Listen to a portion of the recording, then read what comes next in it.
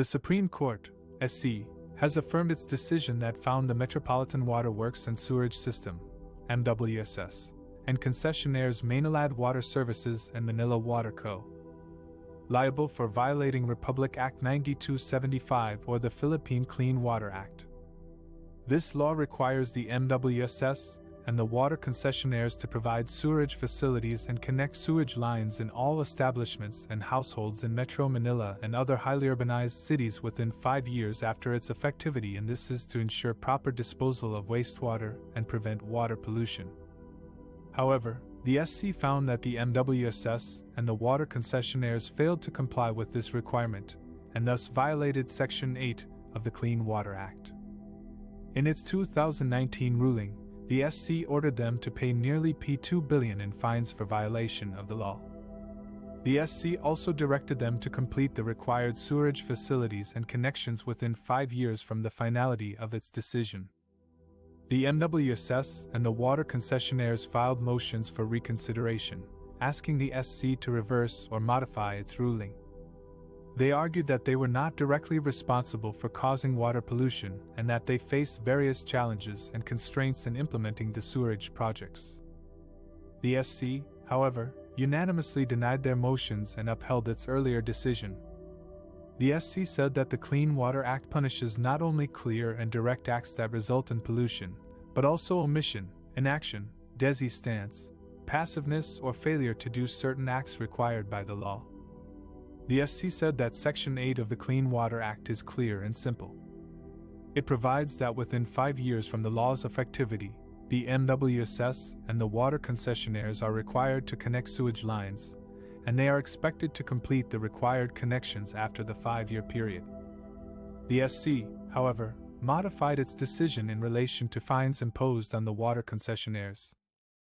The SC lowered the fines imposed on them from almost $1 billion each to $202 million each. The SC said that they shall be jointly and solidarily liable with MWSS for a base amount of $30,000 per day of violation counting from May 7, 2009 until January 21. The base amount of fines shall be subject to a 10% increase every 2 years following Section 28 of the Clean Water Act. The SC also imposed a 6% legal interest per year on the total amount of fines from the finality of its resolution to full compliance. The SC directed the MWSS and the water concessionaires to pay the fines within 15 days from receipt of its resolution. The SC also ordered them to submit quarterly reports on their compliance with its decision until full completion of their sewerage projects. The SC has declared Maynilad and Manila Water as public utilities, barring them from recovering their corporate income tax as operating expenses. This means that the water companies cannot include their income tax in the rates they charge to water consumers. The SC said this practice was unjust and inequitable, as it would force consumers to pay for an item that would not directly benefit them.